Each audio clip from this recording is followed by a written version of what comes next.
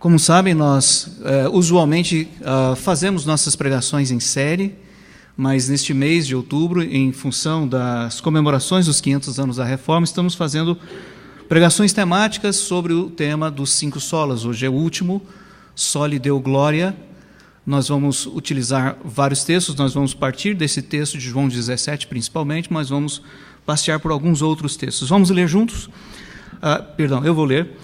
Tendo Jesus falado essas coisas, levantou os olhos ao céu e disse: Pai, é chegada a hora, glorifica teu Filho, para que o Filho te glorifique. Glorifica a ti.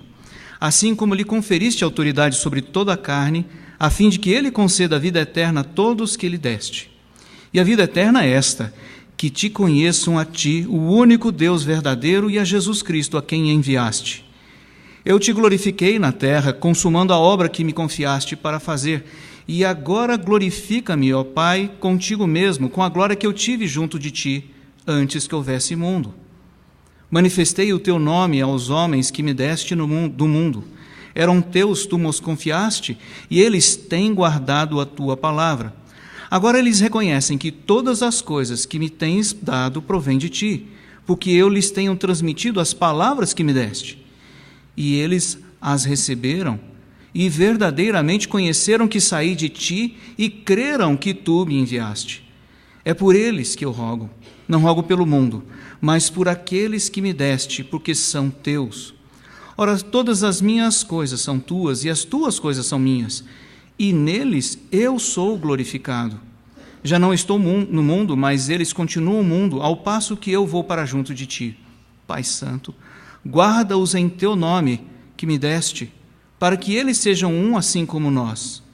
Quando eu estava com eles, guardava-os no teu nome que me deste, e protegi-os, e nenhum deles se perdeu, exceto o filho da perdição, para que se cumprisse a Escritura. Mas agora vou para junto de ti, e isto falo no mundo para que eles tenham o meu gozo completo em si mesmos. Eu lhes tenho dado a tua palavra, e o mundo os odiou, porque eles não são do mundo, como também eu não sou. Não peço que os tires do mundo, e sim que os guardes do mal. Eles não são do mundo, como também eu não sou. Santifica-os na verdade, a tua palavra é verdade. Assim como tu me enviaste ao mundo, também eu os enviei ao mundo. E a favor deles, eu me santifico a mim mesmo, para que eles também sejam santificados na verdade. Não rogo somente por estes, mas também por aqueles que vierem a crer em mim, por intermédio da sua palavra, a fim de que todos sejam um, e como és tu, ó Pai, em mim, e eu em ti, também sejam eles em nós, para que o mundo creia que tu me enviaste. Eu lhes tenho transmitido a glória que me tens dado, para que sejam um, como nós o somos, eu neles e tu em mim, a fim de que sejam aperfeiçoados na unidade, para que o mundo conheça que tu me enviaste e os amaste, como amaste também a mim. Pai, a minha vontade é que onde eu estou estejam também comigo os que me deste, para que vejam a minha glória que me conferiste, porque me amaste antes da fundação do mundo. Pai justo, o mundo não te conheceu, eu, porém, te conheci, e também estes compreenderam que tu me enviaste, e eu lhes fiz conhecer o teu nome, e ainda o farei conhecer, a fim de que o amor com que me amaste esteja neles, e eu neles esteja. Essa é a palavra do Senhor, vamos orar. Senhor amado, abre as nossas mentes e corações para que entendamos o significado da tua glória, o significado do processo no qual o Senhor nos envolveu por tua graça e misericórdia. Dá-nos essas coisas em nome do Senhor Jesus. Amém. Queridos, o anseio humano por glória não encontra limites. Por exemplo, a conquista pelos gregos de grande parte do mundo antigo, do mundo conhecido, e a sua posterior sucessão pelo Império Romano, deu acesso aos helenistas, aos de cultura grega, as maiores obras que haviam sido construídas e erigidas até então. Já por volta do primeiro século antes de Cristo, já circulavam listas de viagens a respeito dos lugares mais impressionantes que se poderiam visitar. Lista essa que, mais para frente, começou a ser chamada de Lista das 7 Maravilhas do Mundo Antigo, hoje é chamada de do Mundo Antigo, mas havia essa ideia de que era importante quem tivesse cultura ou tivesse oportunidade pudesse conhecer algumas dessas grandes obras, né? E dessas chamadas 7 maravilhas, ou 7 grandes vistas do mundo antigo, são elas, primeiramente, a grande pirâmide de Quéops, na necrópole de Gizé, no Egito. São 3 as pirâmides, mas apenas uma delas era considerada uma maravilha do mundo antigo. Os jardins suspensos da Babilônia, no Iraque hoje.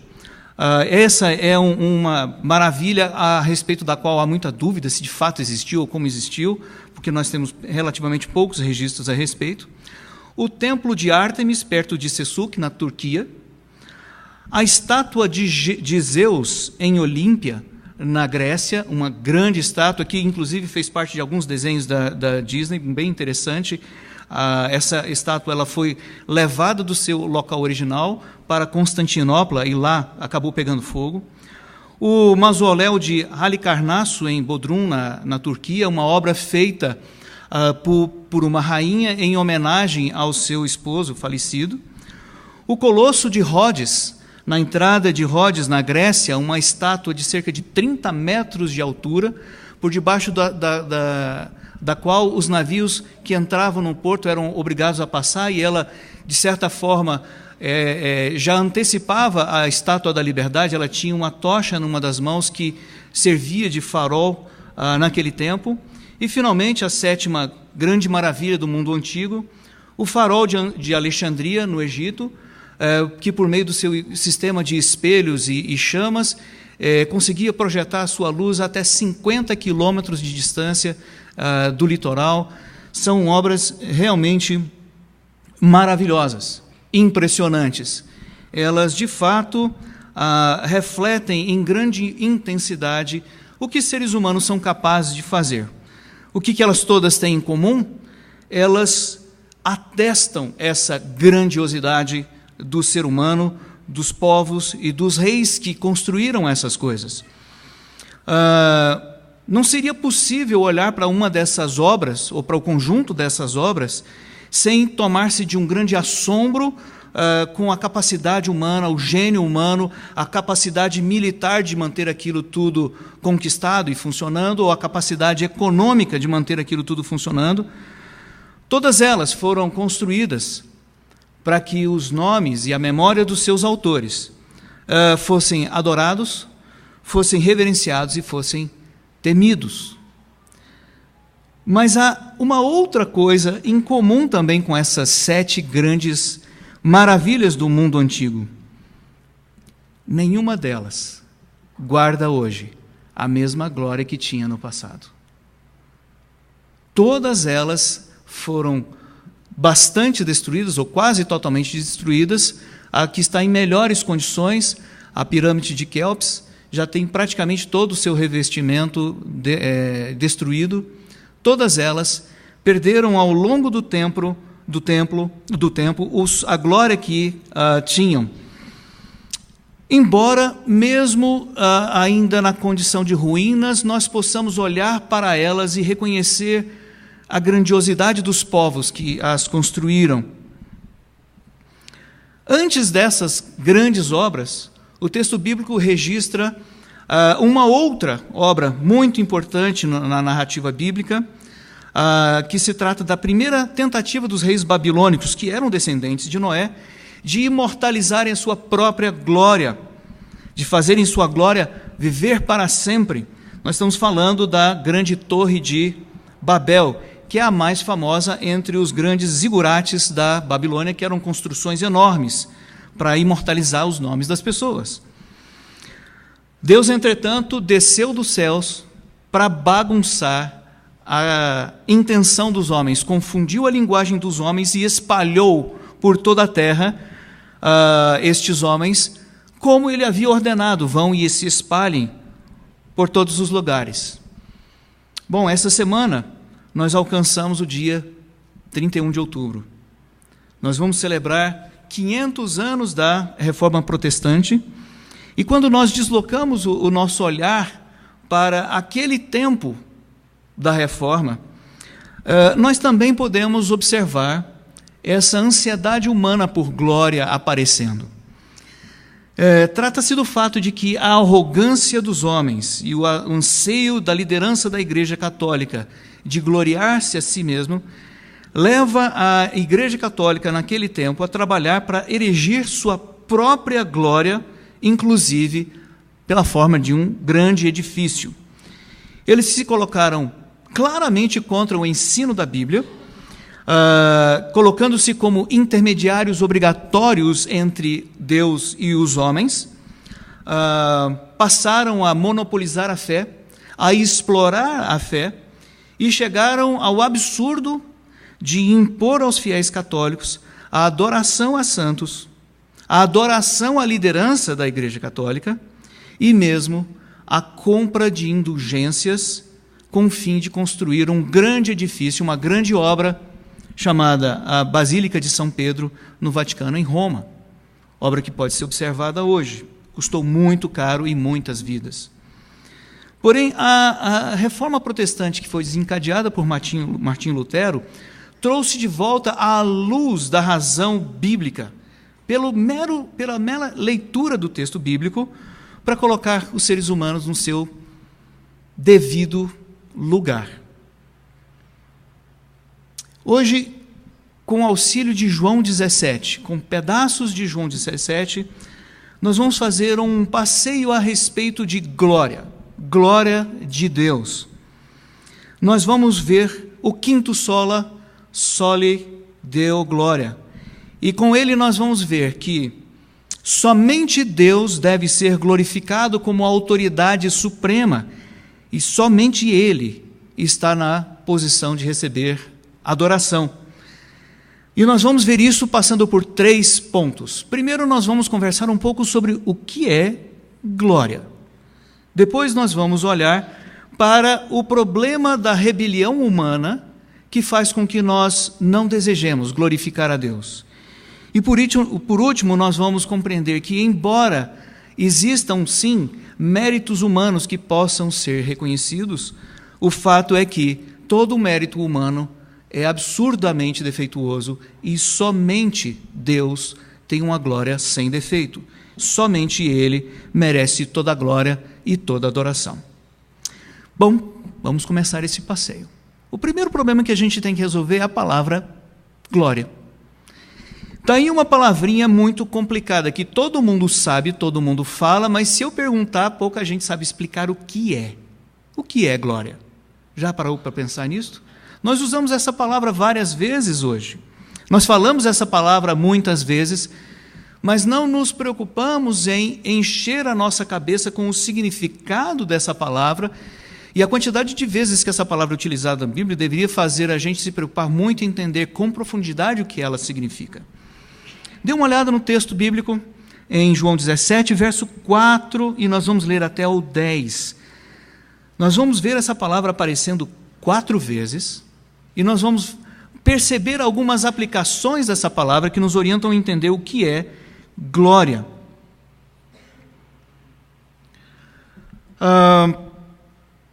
Eu te glorifiquei na terra, consumando a obra que me confiaste para fazer, e agora glorifica-me, ó Pai, contigo mesmo, com a glória que eu tive junto de ti, antes que houvesse o mundo.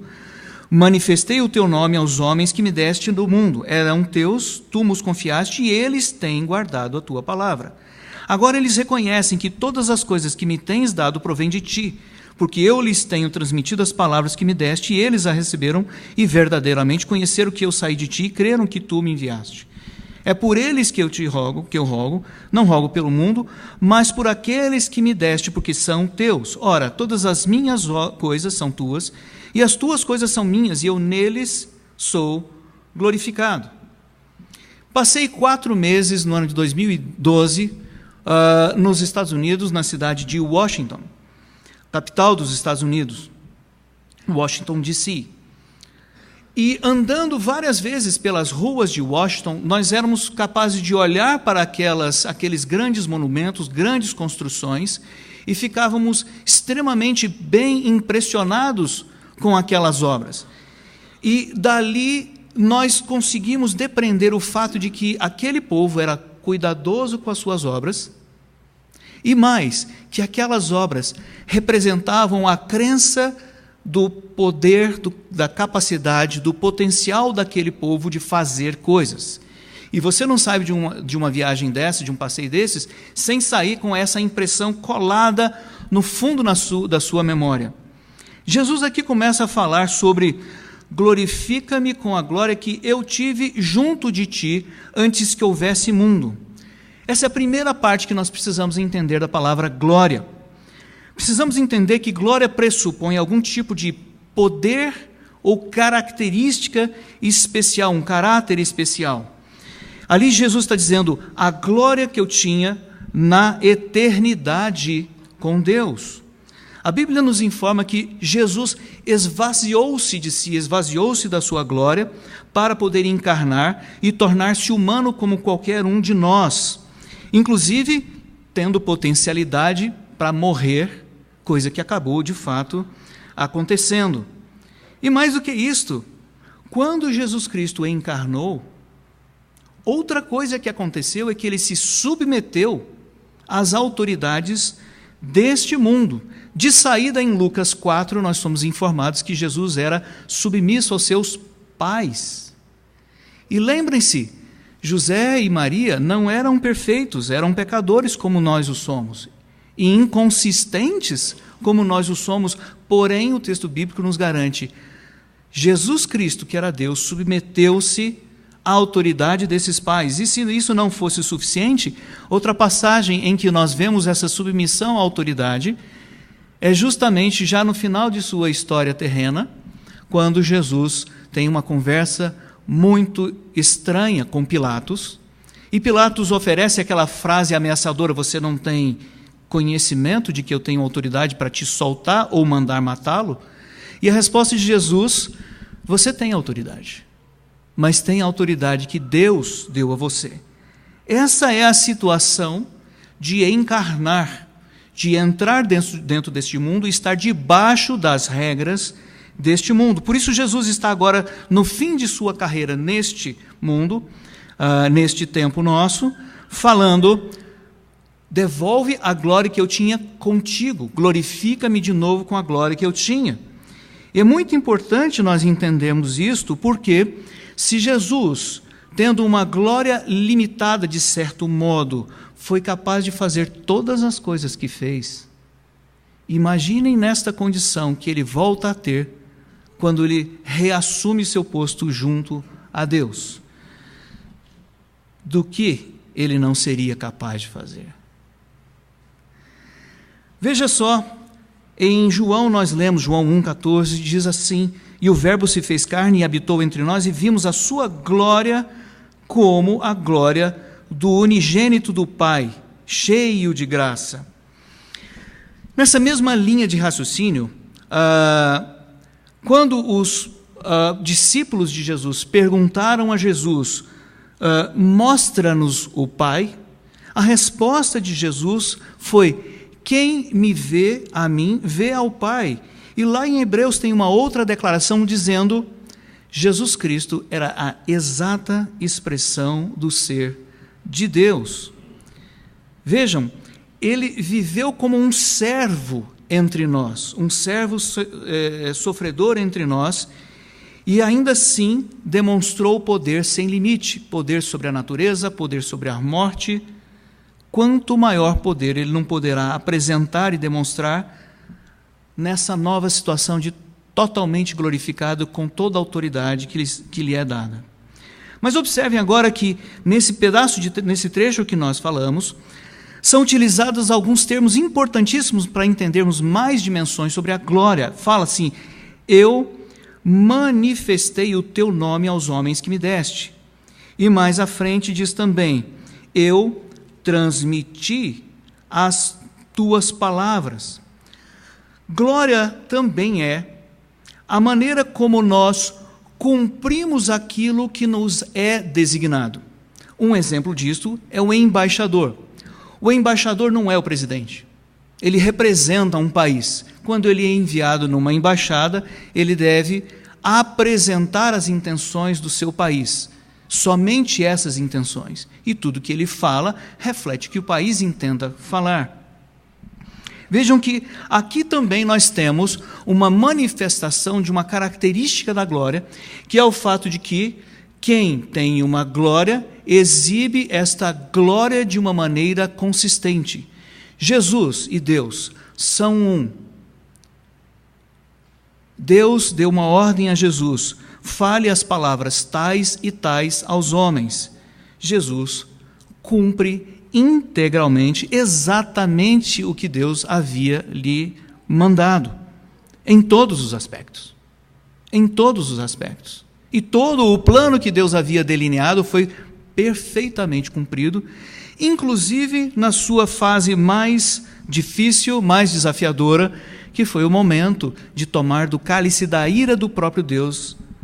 E neste momento, Jesus reafirma a sua disposição de glorificar a Deus. Não seja feita a minha vontade, mas a tua vontade.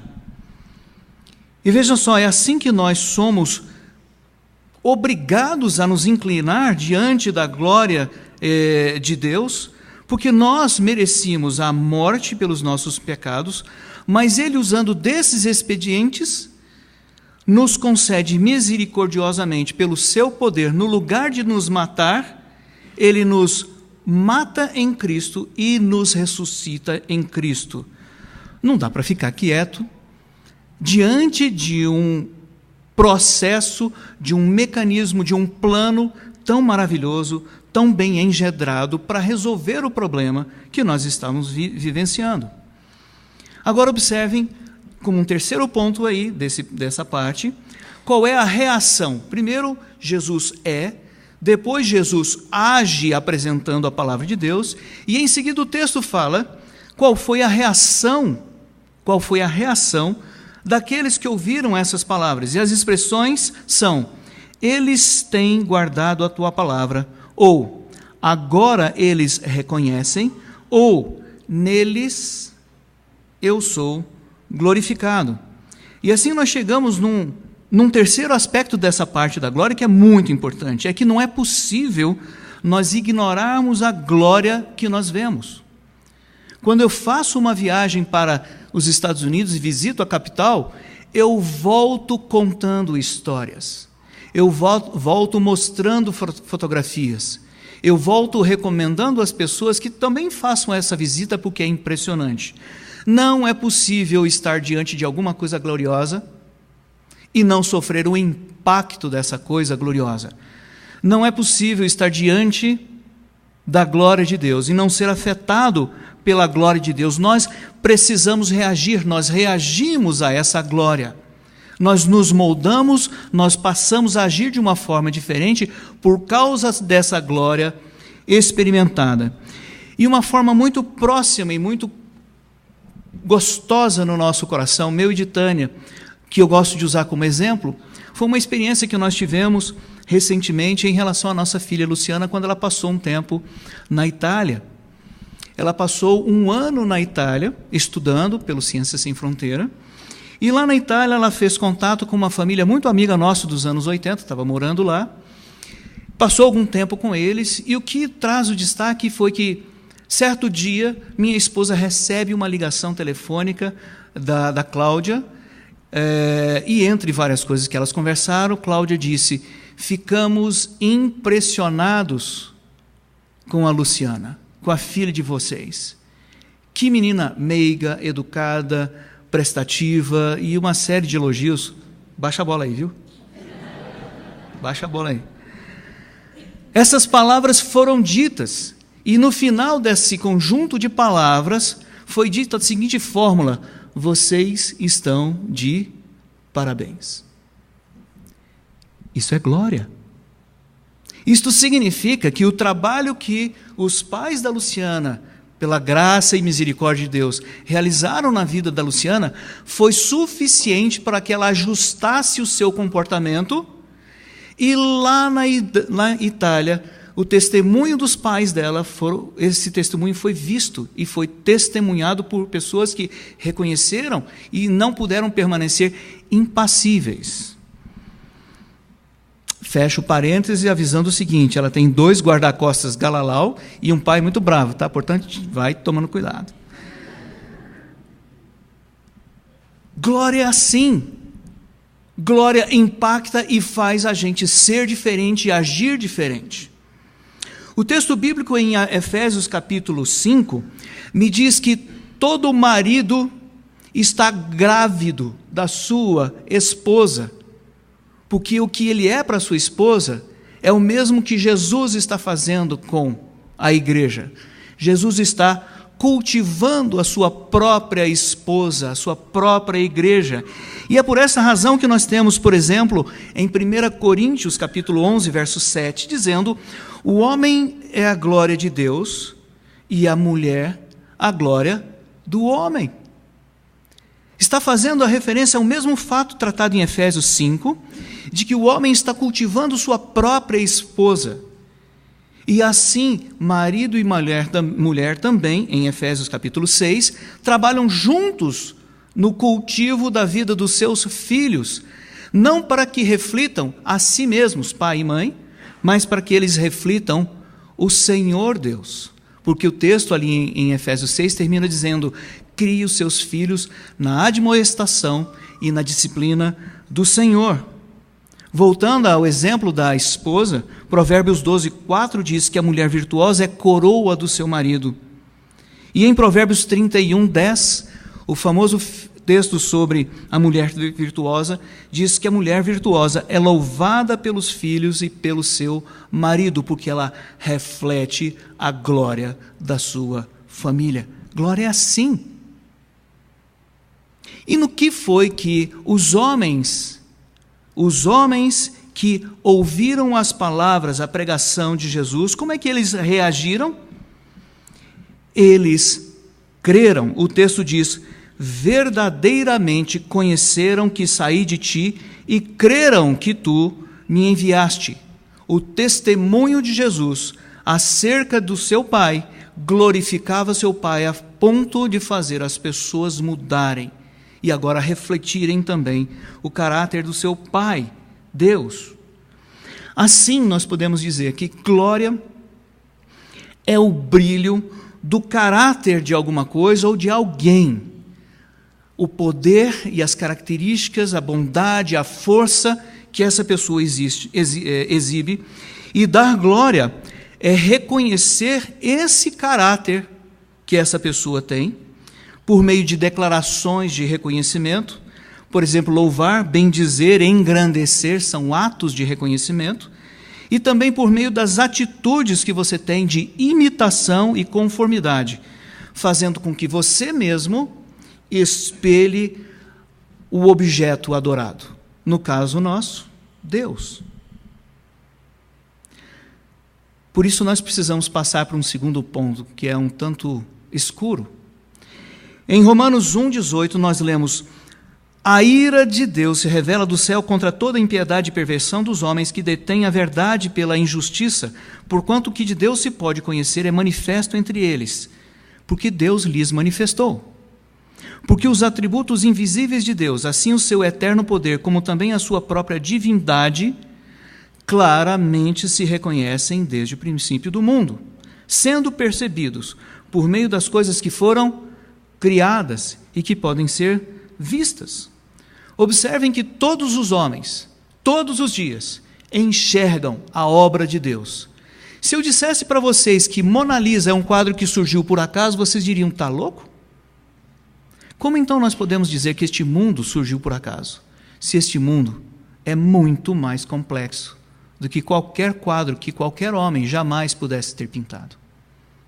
Mas o fato é que nós, na nossa arrogância diante de Deus, mesmo diante de tão grandes provas que nos chegam por meio da nossa visão, continuamos não dando ouvidos à voz de Deus. E o que nós vemos não é suficiente para converter o nosso coração, porque nós não damos ouvido ao que Deus disse. É por isso que o texto continua dizendo: tais homens são por isso indesculpáveis, porquanto, tendo conhecimento de Deus, não o glorificaram como Deus, nem deram graças, antes se tornaram nulos em seus próprios raciocínios, obscurecendo-lhes o coração insensato, e inculcando-se por sábios, tornaram-se loucos e mudaram a glória de Deus, em semelhança, a glória do Deus incorruptível, em semelhança da imagem de homem corruptível, bem como de aves, quadrúpedes e répteis. Percebe o que está acontecendo?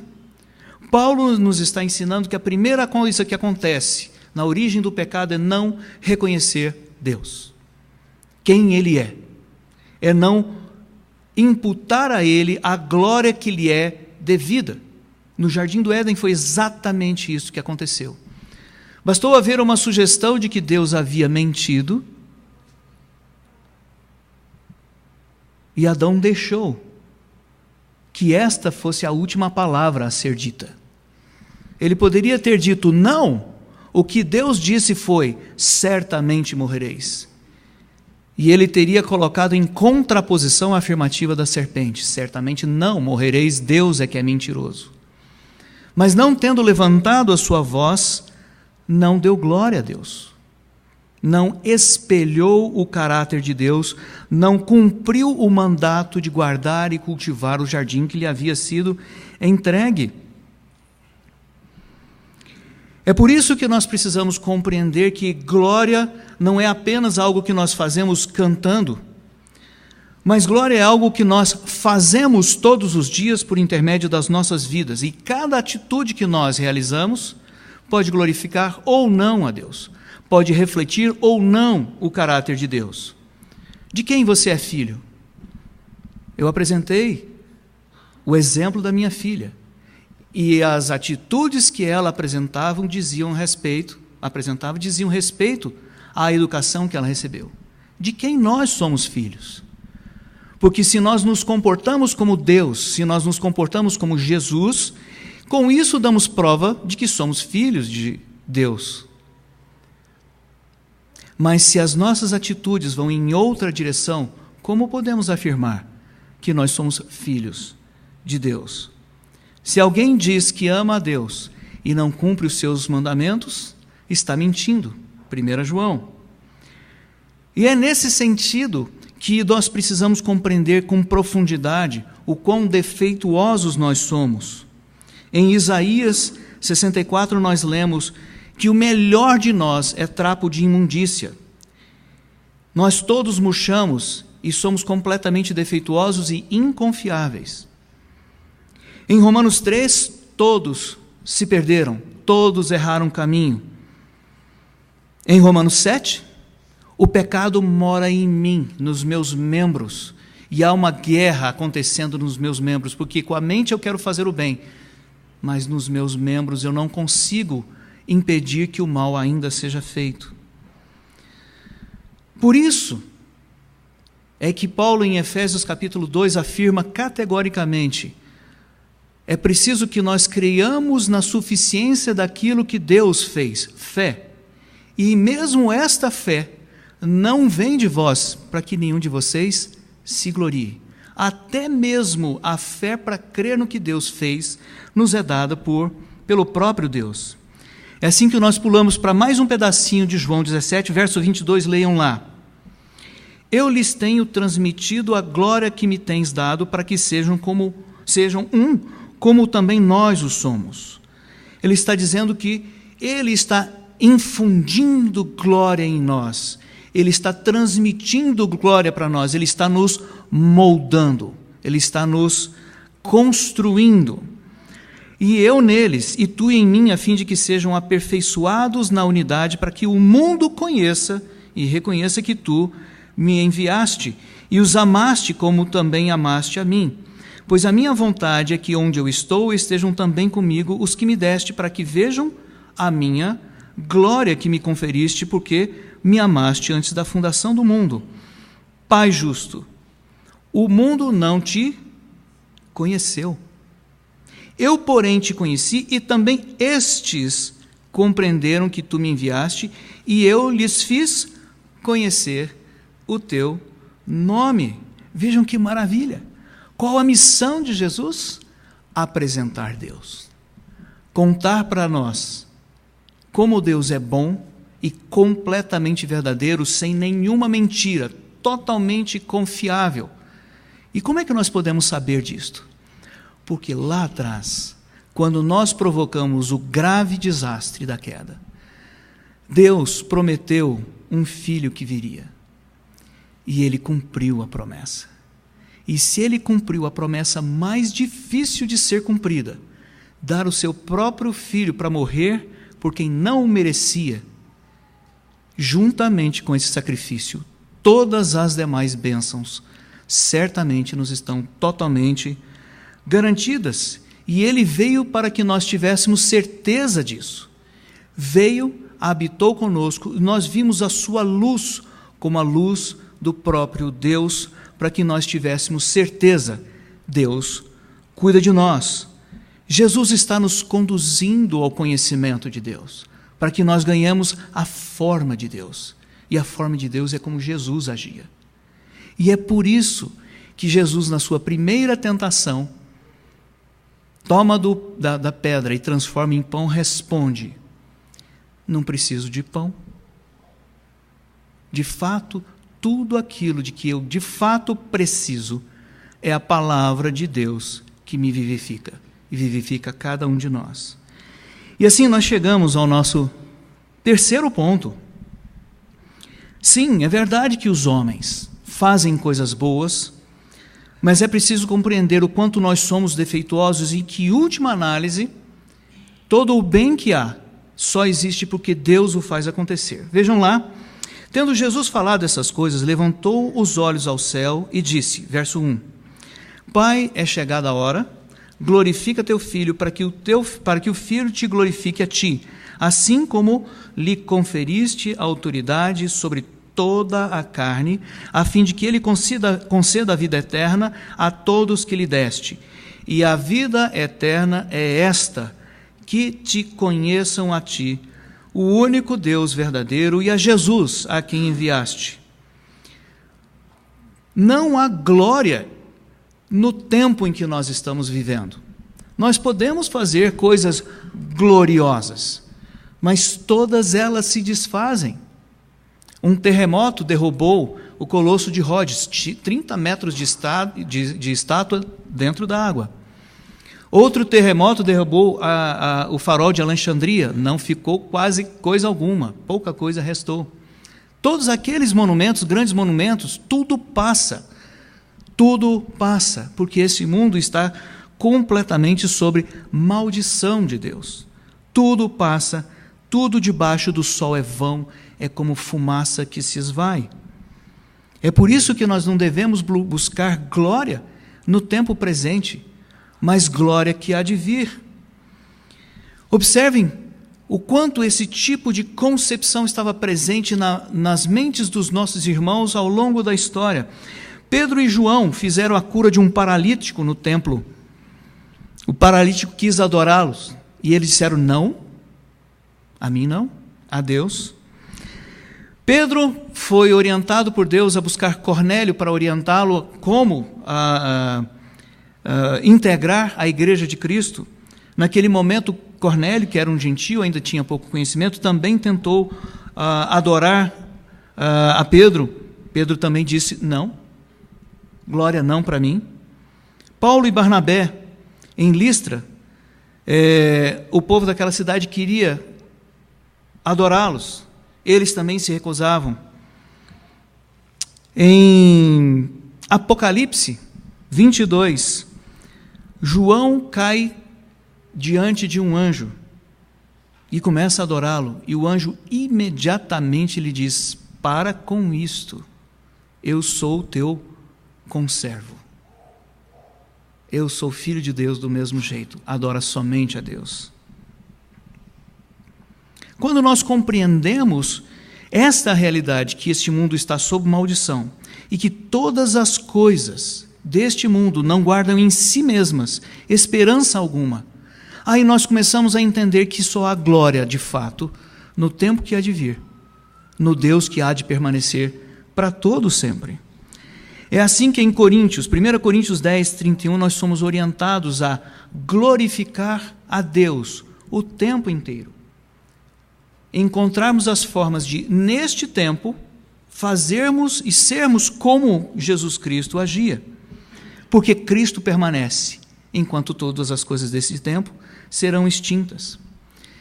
E nós estamos bastante seguros nessa caminhada, porque o próprio texto bíblico afirma que é nele que nós existimos, que é nele que nós nos movemos, que não somos mais nós quem vivemos, mas que é Cristo quem vive em nós, e que é esta a única razão pela qual nós podemos ser imitadores de Paulo, do mesmo jeito como Paulo estava sendo imitador de Cristo.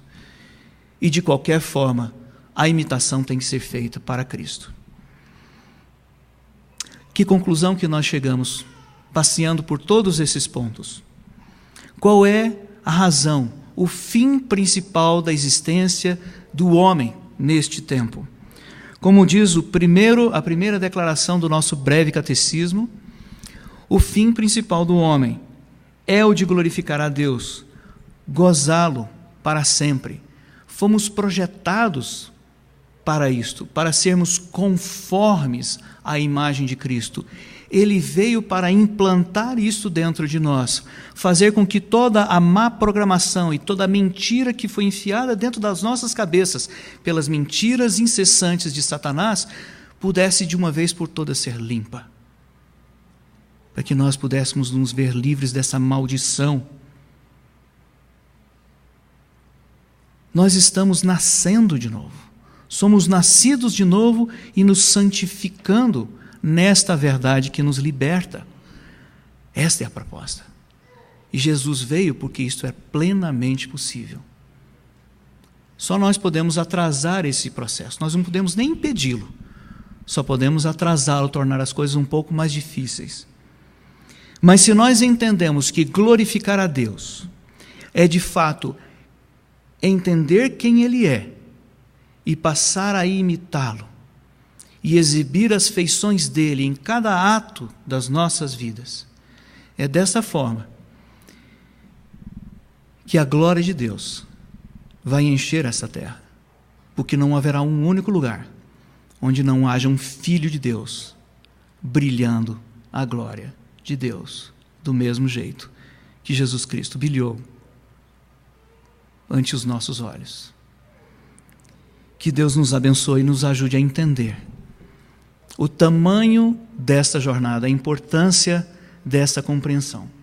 Nos ajude a entender quão grande é o nosso Senhor, quão poderoso é o nosso Deus, quão inevitável é o seu plano.